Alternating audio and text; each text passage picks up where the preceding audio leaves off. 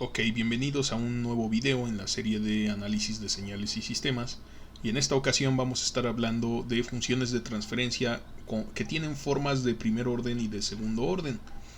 Entonces, pues sus ecuaciones diferenciales son de primer orden o de segundo orden, como lo estamos describiendo aquí en el nombre de estas formas, pero pueden representar desde luego sistemas eléctricos, sistemas mecánicos, hidráulicos, neumáticos, etcétera, etcétera. La única cuestión es que sean sistemas lineales e invariantes en el tiempo. Ecuaciones lineales de coeficientes constantes. Este sistema eléctrico es un ejemplo que hemos visto varias veces a lo largo de esta serie de videos, pero este sistema masa resorte amortiguador no lo hemos visto aún. Sin embargo, este es su modelo, esta es la ecuación diferencial que gobierna la dinámica del sistema. Y si quieren más detalles acerca de este sistema, pues los invito a que vean los videos de la serie de modelado y simulación y control que hemos estado también desarrollando en este canal de YouTube, donde hemos hablado mucho acerca de este modelo en particular. Entonces, este es un sistema mecánico con un resorte, un amortiguador. Este es un sistema eléctrico en serie con un resistor y un capacitor. Y bueno, la salida en el caso del sistema eléctrico es este voltaje en el capacitor. La salida en el sistema mecánico, en este caso, es la posición, o sea, el desplazamiento de la masa del carrito. Y la entrada en el caso del sistema eléctrico es el voltaje que se le aplica, el voltaje de la fuente, mientras que la entrada en el caso de el sistema mecánico, aquí el sistema masa resorte amortiguador, es la fuerza.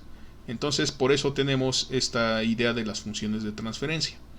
Ahora, hemos dicho en el video anterior particularmente que las funciones de transferencia son cocientes entre polinomios. Es decir, este de aquí es el polinomio PDS del numerador. Este de abajo es el polinomio característico QDS del denominador.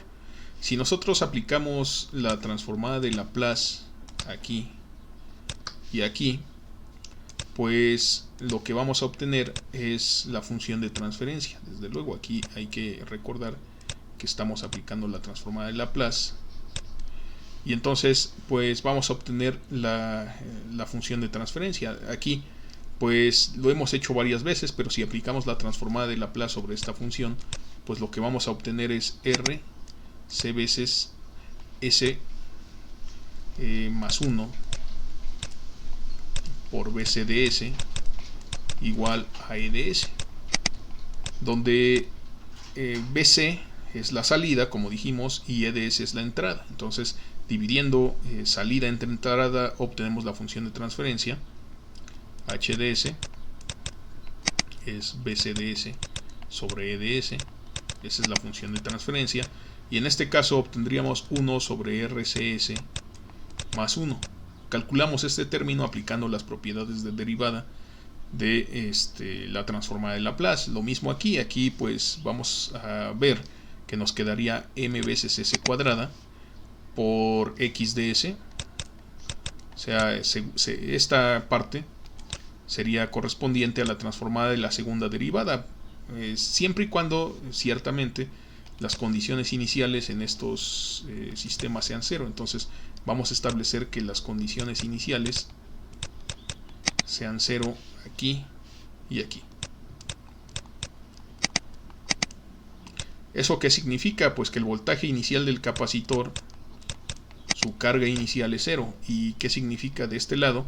Pues como es una ecuación de segundo orden, pues significa que x de 0, o sea su posición inicial, es igual a 0 y su velocidad inicial es igual a 0. O sea que está en su punto de equilibrio y está con una velocidad inicial igual a 0, está en reposo.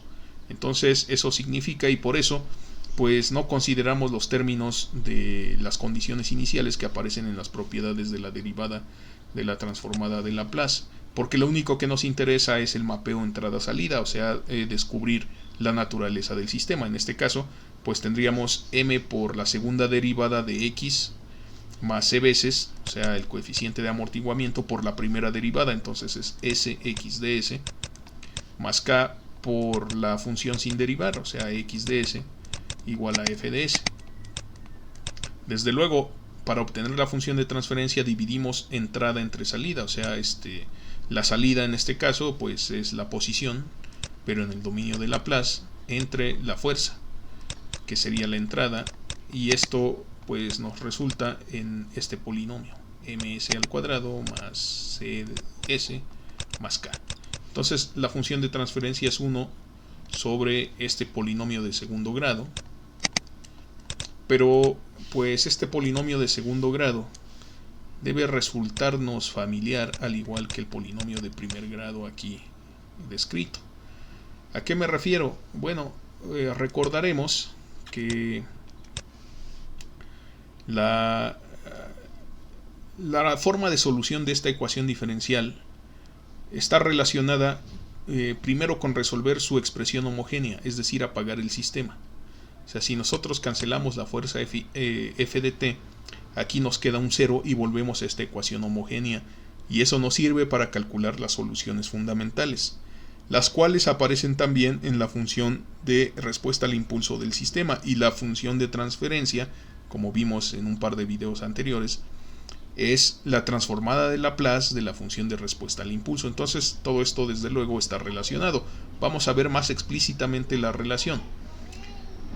Vamos a imaginar, bueno, que vamos a resolver la ecuación diferencial de segundo orden que tenemos aquí, y entonces tenemos que su polinomio característico, o sea, vamos a resolver la homogénea. ¿Qué queremos decir? Que vamos a resolver m. La segunda derivada vamos a denotarla por x dos puntos, la primera derivada por x punto y la función sin derivar pues por x. Pero en vez de resolver esta ecuación vamos a intentar resolver la ecuación homogénea. Entonces lo que esto significa básicamente es que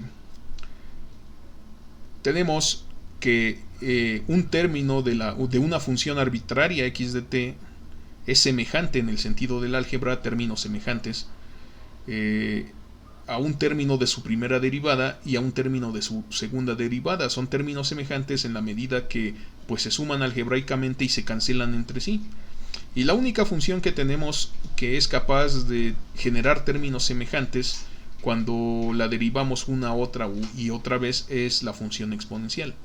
Entonces es propio asumir que la respuesta de esta, o sea, la respuesta natural, la respuesta a la homogénea en este caso, es una exponencial, donde tenemos pues una constante.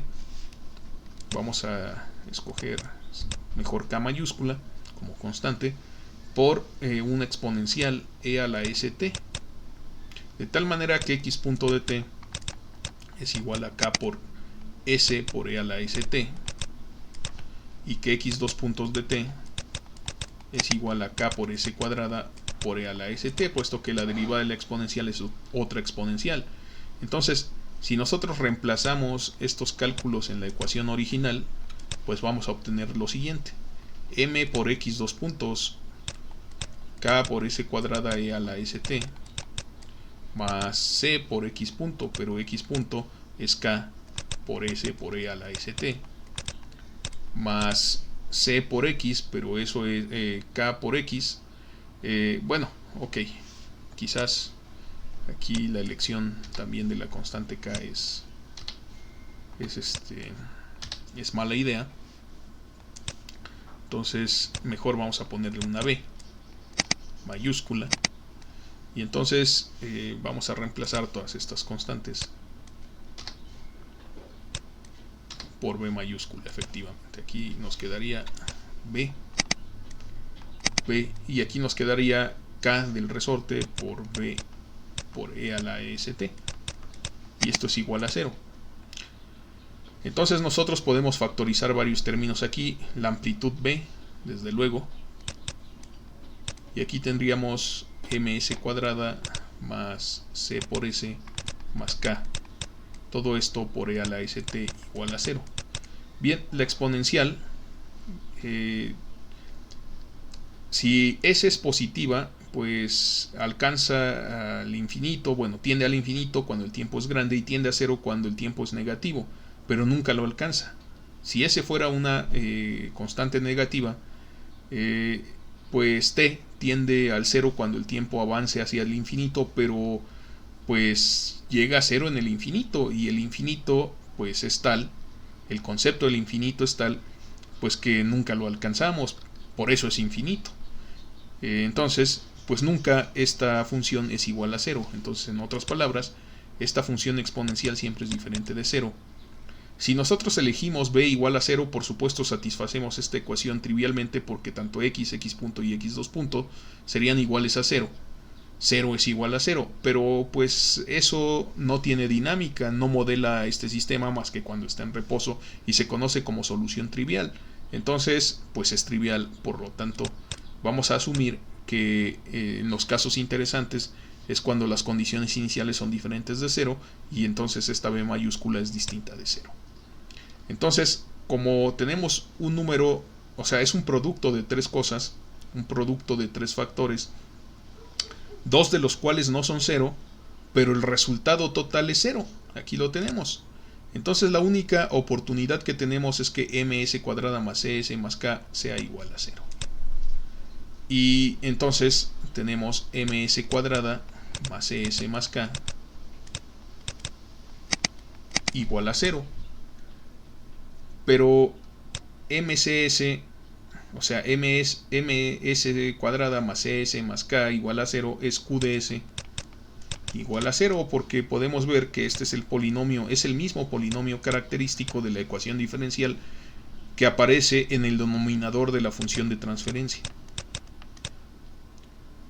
Sin embargo, dicho esto, pues debemos recordar de la teoría de ecuaciones diferenciales lineales que cuando yo resuelvo este problema obtengo dos raíces, porque como es de segundo grado tengo dos soluciones. Entonces existe S1 y S2 tales que Q de S1, o sea, cuando yo sustituyo S1 en este polinomio resulta un 0, es una de sus raíces. Y cuando yo sustituyo S2 en ese mismo polinomio también resulta 0, porque es la segunda de sus raíces. Y tiene dos raíces porque es de segundo grado. Entonces, esos son las raíces, o sea, S1 y S2 son raíces de Q de S. Como S1 y S2 son raíces de Q de S, ¿qué significa eso? Pues que son los polos del sistema. A su vez, S1 es igual al polo 1 y S2 es igual al polo 2. Entonces, por otro lado, el concepto de las soluciones fundamentales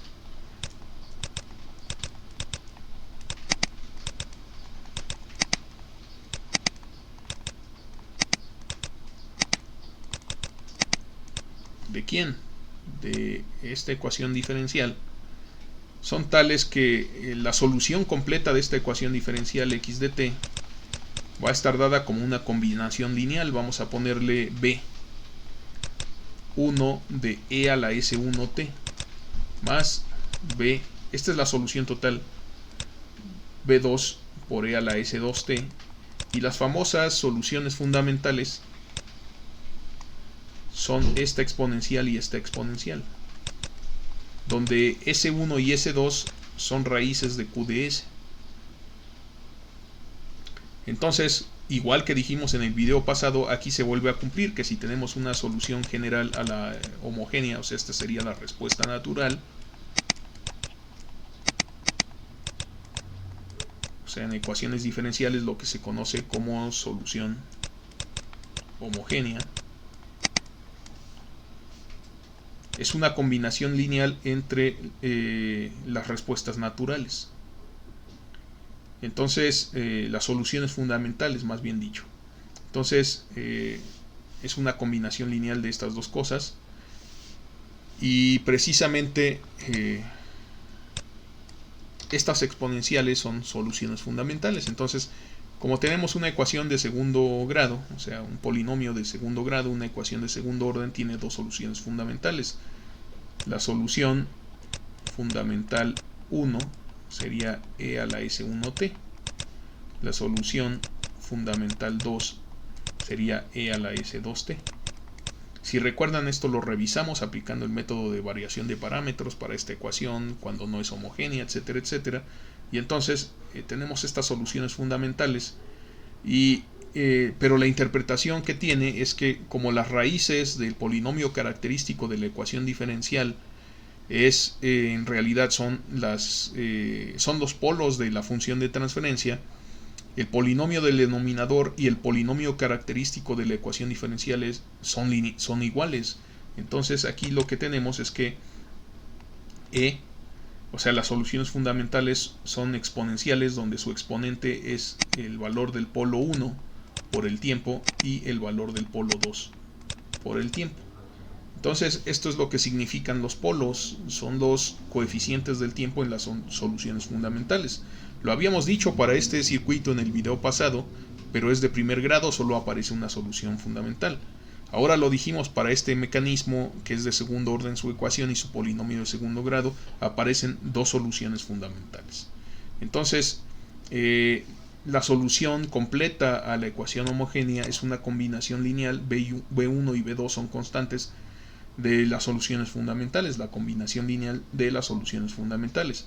Además, la respuesta al impulso de este sistema en el tiempo continuo, pues es una combinación lineal de estos dos valores. Entonces, se pueden hacer los cálculos, se pueden desarrollar, y aquí nos quedaría el valor de E a la polo 2 menos E a la polo 1 de t sobre m veces, o sea, el valor de la masa, sobre el polo 2 menos el polo 1, o sea, eso se puede demostrar, y como el sistema es causal, pues por u de t, por el escalón unitario. Entonces vale 0 antes de 0, pero después de 0 vale esta fracción de esta resta de exponenciales, o sea, una combinación lineal de las soluciones fundamentales sobre una constante. Ok, entonces, desde luego, si los exponenciales tienen exponentes positivos, o sea, si los polos 1 y 2 tienen componente real positiva, esta solución es divergente, crece con el tiempo y el sistema es inestable. Asimismo, si tanto el polo 1 como el polo 2 son negativos, pues es estable, decrece con el tiempo. Sin embargo, si alguno de estos dos polos es positivo, aunque el otro sea negativo, uno tiende a 0, pero el otro tiende a infinito, y entonces la magnitud al final de cuentas diverge. Así que basta un solo polo para hacer que todo el sistema, o sea, un solo polo con parte real positiva, para hacer que todo el sistema sea inestable. Ok, entonces hemos dicho hemos repasado este concepto. Sin embargo, pues recordamos que el polo 1 y el polo 2 están presentes en la respuesta al impulso y en las soluciones fundamentales, aquí y aquí. Este es el polo 1 y este es el polo 2. Ok, entonces si nosotros calculamos la raíz de QdS, pues desde luego vamos a obtener los polos del sistema, y con los polos del sistema vamos a verificar si tienen parte real positiva, que son inestables. Con uno que la tenga, el sistema es inestable, y si todos tienen parte real negativa, entonces el sistema es estable. En este caso, pues mientras M, C y K sean positivas, el sistema va a ser estable, porque si aplicamos la fórmula general de segundo grado, pues nos va a quedar un término donde tenemos, o sea, el polo 1, el polo 2, aplicando la fórmula general, tenemos menos C más menos la raíz de C cuadrada menos 4m por k sobre 2m.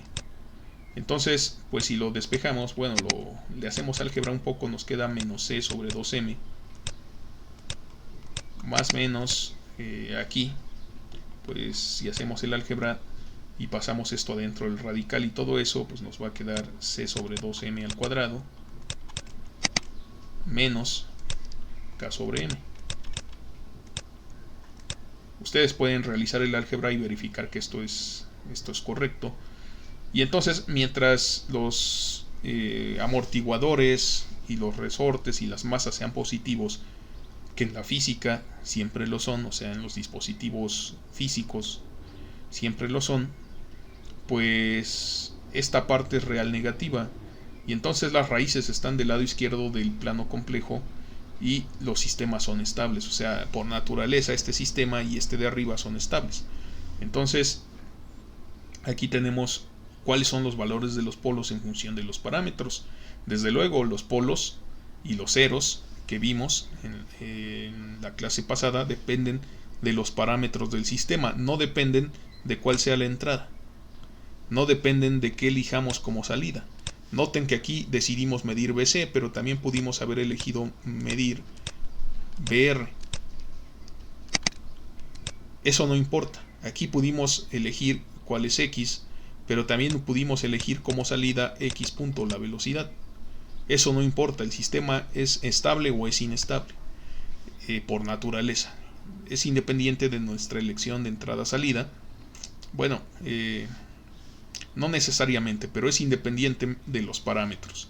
Entonces, en este caso, pues tenemos estos polos en función de los parámetros y siempre tienen parte real negativa, por lo tanto el sistema masa resorte amortiguador es estable. Y aquí vemos una vez más la conexión entre los polos y los ceros. Ahora, elegimos una función de primer grado y una de segundo grado por una razón en particular. Ya que vimos otra vez más, repasamos qué es lo que representa el concepto de los polos, vamos a escribir esta ecuación de una forma un poco diferente, lo mismo que esta de aquí, para lo cual pues voy a borrar los cálculos que tenemos en la parte derecha de la pantalla.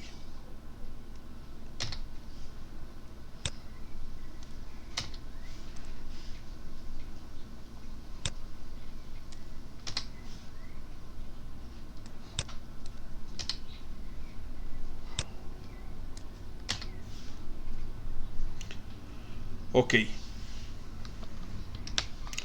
nosotros podemos ver que, o sea, dijimos en la clase pasada que podemos factorizar este tipo de función de transferencia en términos de sus raíces, y teníamos esta representación donde pues estos zetas son los ceros del sistema y donde estas p's representan a los polos.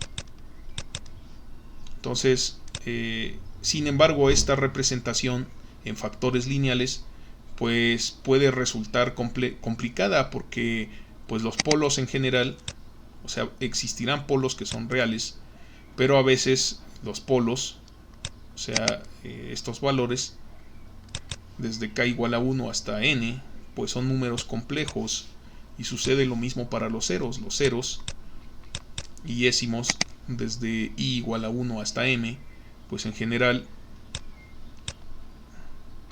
son números complejos.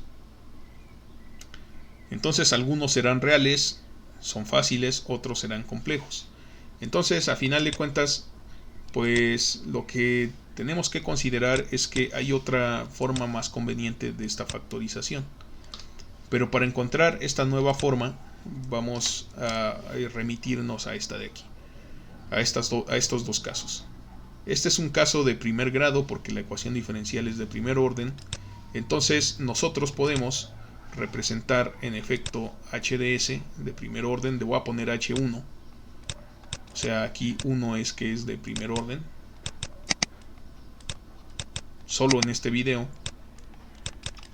de tal manera que esta que es de segundo orden sería una h2, sería de segundo orden,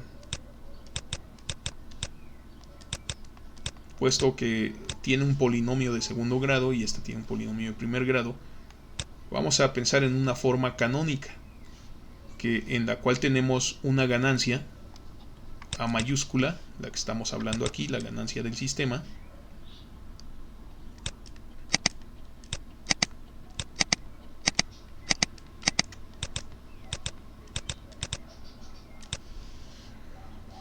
en este caso pues es una mayúscula por s más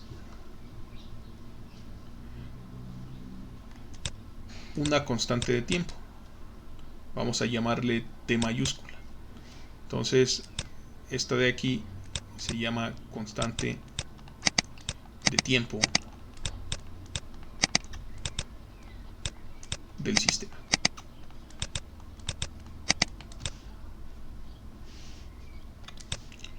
Mientras que la función de segundo orden va a tener en general una fórmula donde tengamos igual una ganancia del sistema, pero vamos a tener esta situación: s cuadrada más 2z omega n, esta es una z griega, por s más omega n al cuadrado. Entonces, pues esta z griega se llama factor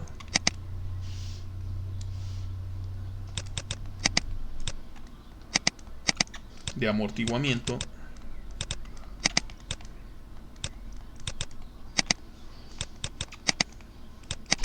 relativo, mientras que esta omega, aquí la vemos, aparece omega y aquí también, se llama frecuencia natural o de resonancia.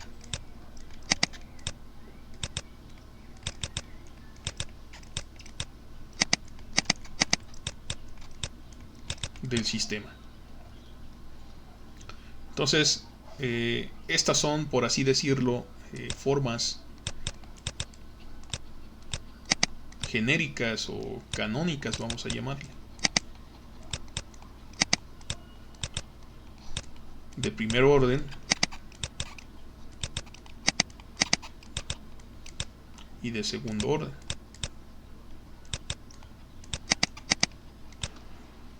¿Por qué no necesitamos más cuando tenemos un orden general m y n, de números m y n muy grandes? Porque podemos representar cualquier orden como productos de factores de primer orden y factores de segundo orden. Entonces, tenemos que comprender bien qué significa cada una de estas cosas. Aquí, pues la respuesta al impulso va a ser exponencial y vamos a plantearla así. Luego vamos a entender esto cuando calculemos las respuestas de los sistemas. Vamos a entenderlo un poco más. La antitransformada de Laplace, o sea, la transformada inversa de esta función h1 de t, pues nos quedaría como a1, bueno, a mayúscula es una ganancia, por e a la menos t mayúscula, bueno, en realidad sí, menos t mayúscula, esta es una constante, es la constante de tiempo, aquí dice que es constante, o sea que esto es constante, por t. Esa sería la forma de respuesta, y si el sistema es causal, pues por u de t.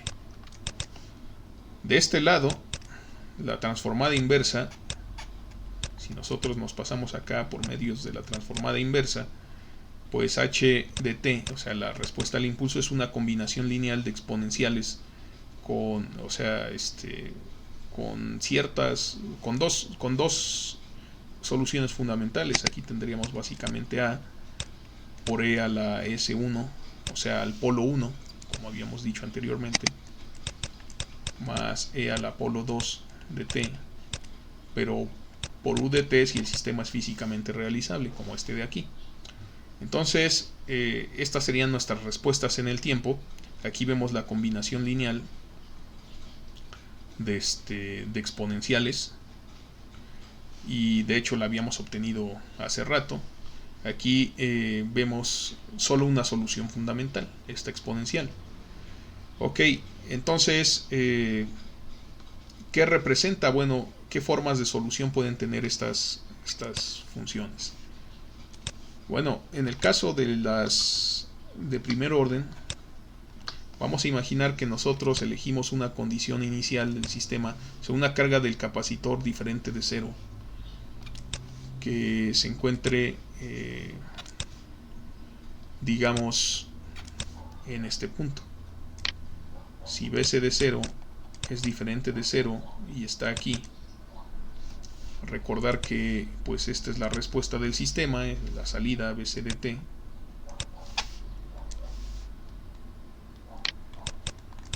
y este es el tiempo. y como es un sistema causal, antes de 0 pues nos va a dar un 0. A partir de aquí lo que vamos a ver es un decaimiento exponencial. Y en ese decaimiento exponencial nosotros vamos a observar diferentes valores de la constante de tiempo. Entonces aquí tenemos una constante de tiempo, aquí tenemos dos constantes de tiempo, 3, 4, 5. En ninguna de esas el voltaje del capacitor, en este caso la salida del sistema, ha caído completamente a 0, pero cuando nosotros llegamos prácticamente a este valor de 4 veces la constante de tiempo, pues sabemos que el sistema tiene ya una fracción muy pequeña de la entrada. De hecho, es algo así como aproximadamente el 1.8% de la condición inicial. Esa sería la amplitud. Entonces podemos considerar que pues ya convergió. Esa sería la constante de tiempo para este sistema, su forma de respuesta su forma de respuesta al impulso, su respuesta natural. Ahora, en el caso del sistema de segundo orden,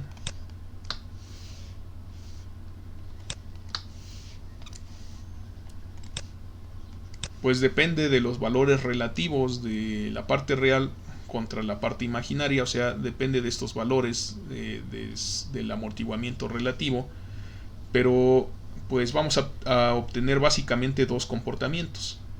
El primero es si z es mayor que 0, pero menor que 1 estrictamente. Y la segunda situación es si z es mayor o igual que 1, y una situación adicional pues sería si z es exactamente igual a 0. Entonces vamos a graficar con cada color cada una de estas funciones. Si nosotros tenemos este caso se le llama subamortiguado porque tenemos una envolvente exponencial que decrece con el tiempo, pero la forma de la respuesta pues va a tener polos complejos y entonces con parte imaginaria, y la parte imaginaria provoca oscilaciones. Vamos a tener oscilaciones decrecientes. Por el contrario, si nosotros tenemos que z es mayor que 1, las soluciones de este sistema van a converger exponencialmente. Entonces puede pasar que dependiendo de la condición inicial observe una excursión positiva, o sea, una tendencia a crecer, pero inmediatamente se va a empezar a hacer negativa. Entonces vamos a tener una forma de respuesta como esta cuando el sistema es críticamente o sobreamortiguado. Pero por otro lado, si a partir de una condición inicial nosotros tenemos que el factor de amortiguamiento relativo es 0, entonces vamos a tener oscilaciones sostenidas. Vamos a obtener una respuesta de senos y cosenos. Entonces son esos tres tipos de respuestas los que caracterizan a este sistema dependiendo del factor de amortiguamiento relativo. Entonces vemos que tenemos factores de segundo orden y factores de primer orden. Entonces estos factores de primer orden pues podemos llamarles también S menos el polo, ¿verdad? Donde menos el polo es igual a la constante de tiempo, por lo tanto el polo es menos la constante de tiempo. En el caso de este sistema, la constante de tiempo nosotros sabemos que es 1 sobre RC. Entonces pues aquí tenemos la situación, el polo es negativo.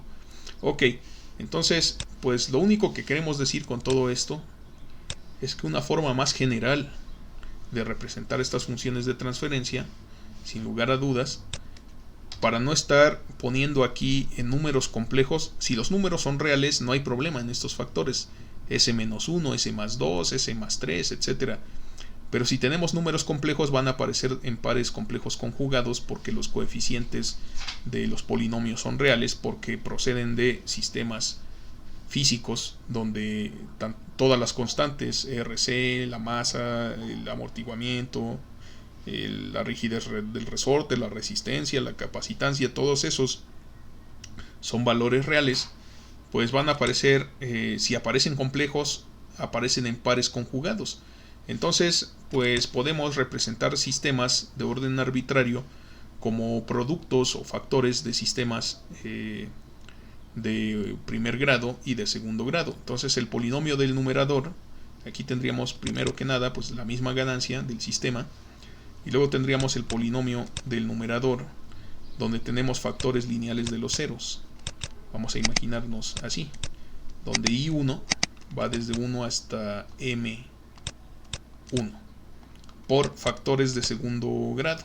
Si resulta que tenemos raíces complejas, pues mejor las coleccionamos en un par de segundo grado, y aquí nos van a quedar factores del tipo S cuadrada más 2z, o sea lo que tenemos aquí arriba, omega I1, I2, perdón, ciertamente.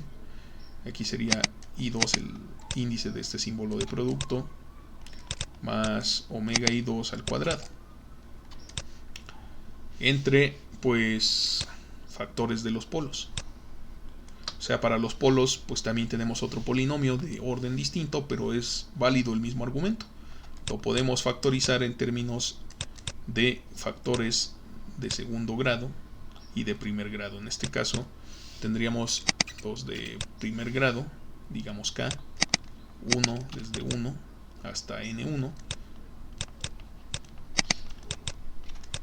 por factores de segundo grado, o sea, pares de polos complejos conjugados.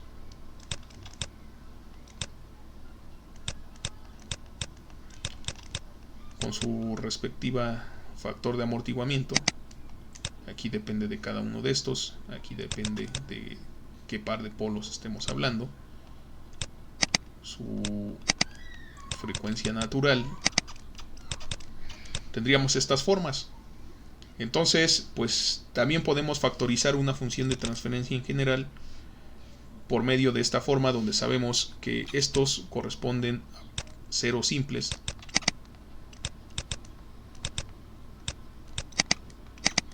sobre el eje real, y estos de aquí corresponden a pares de ceros conjugados complejos. Aquí hay un par de ceros conjugados complejos. Aquí pues tendríamos un par de polos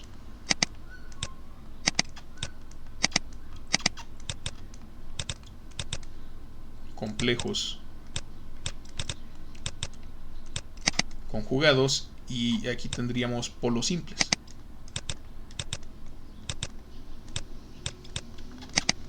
O sea, reales en vez de complejos. Entonces, esta representación es muy interesante, ya que todos estos coeficientes, aquí, son números reales.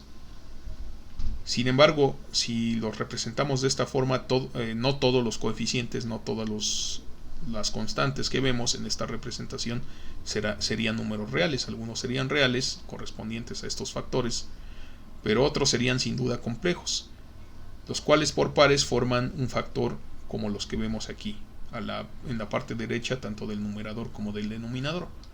Bueno, vamos a analizar más sobre estas representaciones, o sea, sobre una representación de segundo orden, en el próximo video, porque vale la pena mencionarla. Entonces, en un próximo video, pues vamos a ver qué pasa con las respuestas al escalón de estos dos sistemas, que es muy interesante, pero principalmente vamos a enfocarnos a cuál es la forma de respuesta, qué significa cuando nosotros cambiamos los valores de omega n y z en esta representación. Desde luego, pues eso tiene que ver con cambios en los parámetros físicos de estos sistemas.